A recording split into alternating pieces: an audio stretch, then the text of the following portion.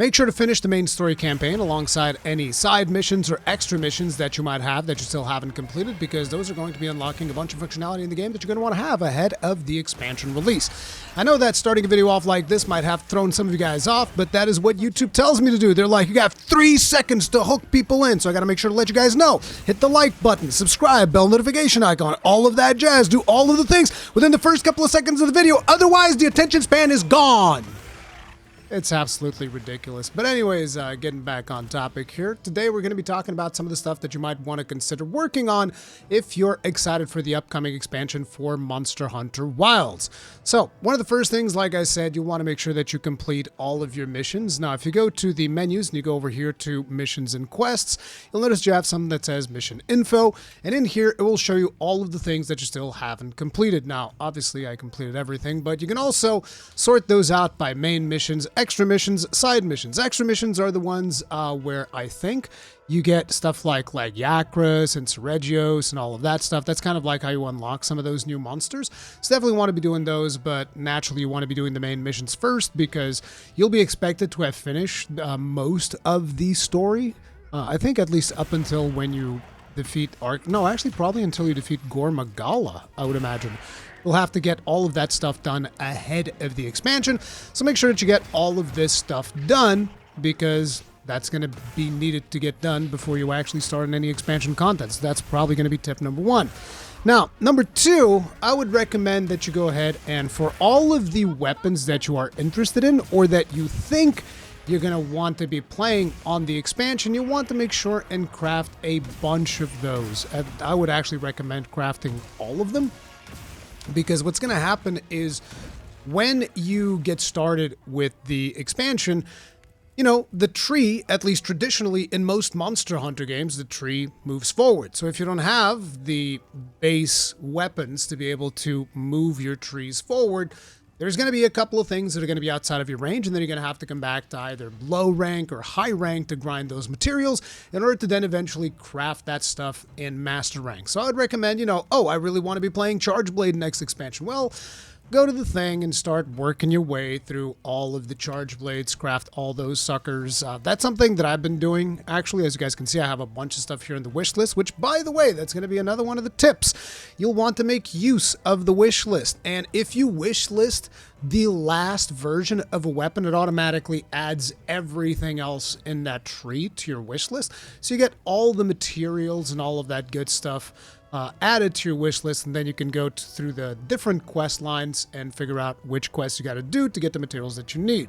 So, for instance, in here for the Esperanza Strongarm, I'm going to be needing Hunter Symbol 1 and Bird Wyvern Gems. And now, if we go to the quest counter, I'm going to be able to see which quests actually give me those materials. Now, I have a ton of stuff in my wish list, so there's going to be marking a bunch of monsters, but as you guys can see, Scorching Simmons, I'm going to have to do some low rank Ajaricons for some of the weapons that I want to be crafting. I'm going to have to do some of these Hirabamis here as well. I'm going to have to go, oh damn, I still have to hunt more Nursillas. I could swear that I hunted like 50 of them last night.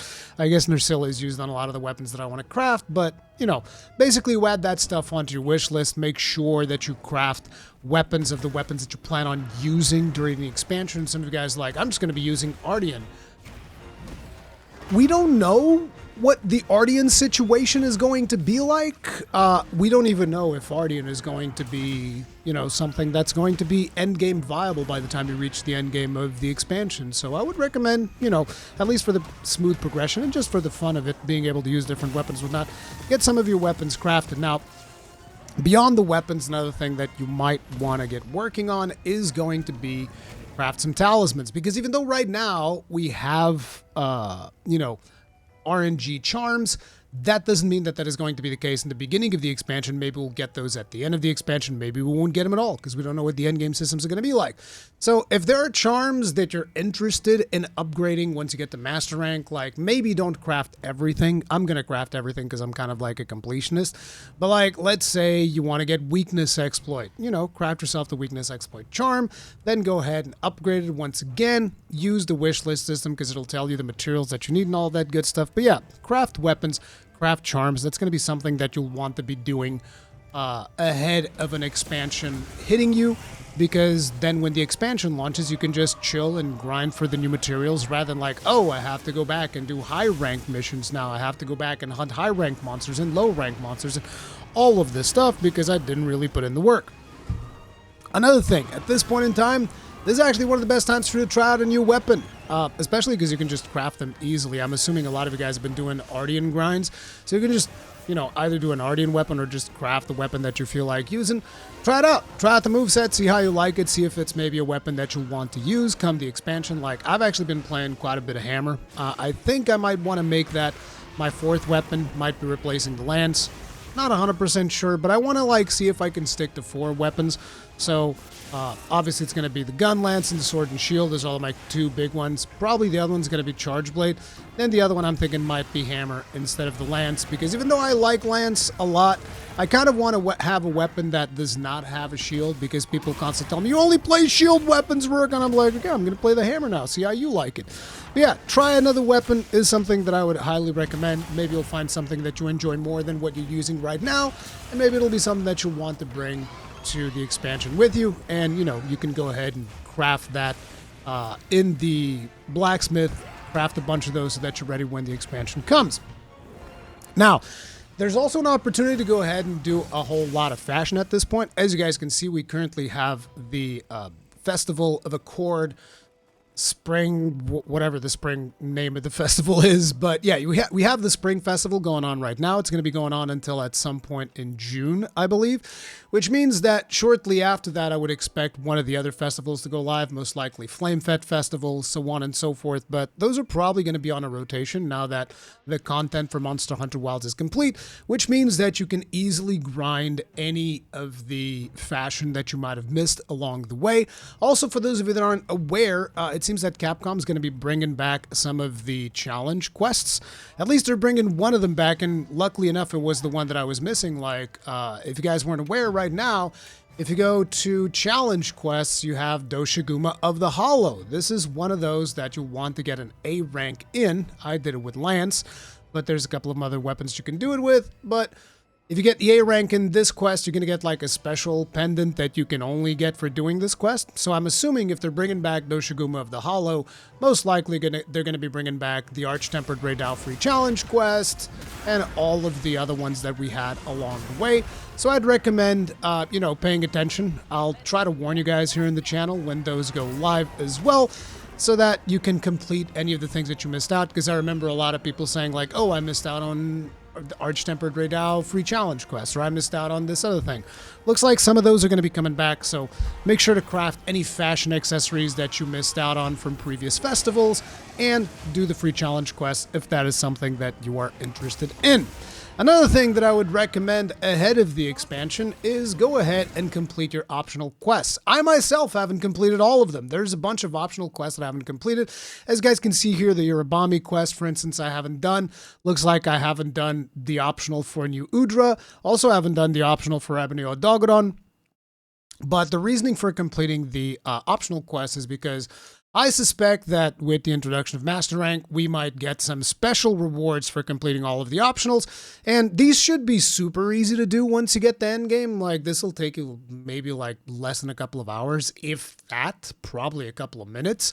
So might as well get those out of the way in case you haven't done that yet. That's going to be something I'm going to be working over the next couple of weeks as I go, and I also gather all of the materials that I want for all the weapons that I want to be crafting ahead of the expansion. So, you know, complete all those optionals. I'm expecting there to be a specific reward for that once we hit Master Rank. I could be wrong, but who knows. Now, this next one is going to be a little bit harder to do, but I would recommend doing Omega Savage. Mostly because it's just a ton of fun. I really like Omega Savage. There's some unique gear to get from that. But at the same time, I understand that not everybody's going to be able to get a party together to do Omega Savage, which is why I'm announcing that I will likely be doing a couple of more Omega Savage lobbies. Not exactly sure when, because my real life schedule is completely messed up, as you guys have noticed, probably from lack of regular uploads and whatnot. But I'm going to be doing my best to host like a couple of Omega Savage lobbies. We're going to bring in as many people from the Ironbreakers as possible to populate these lobbies. And hopefully more of you guys will be able to get this stuff done. Do remember, that joining the party that I'm in is not necessarily the best way of completing Savage Omega. As in my lobbies, as it turns out, there are players way better than me at this game, and your success is actually better ensured if you join other people, because there are so many people that usually end up carrying people in my lobbies. Like, usually there will be more clears in other groups than in my own group. But hey, we do what we can. I'm here for you guys, even if it's just for moral support. Go, you can do it! But yeah, I'll try to see if we can get some more Omega Savages done. And for those of you that haven't done like 10-star Gogmazios, we'll try to get some of those out of the way as well, in case you want to like get all of those rewards for your guild card and all of that good stuff. I'll try to do as much of that as possible.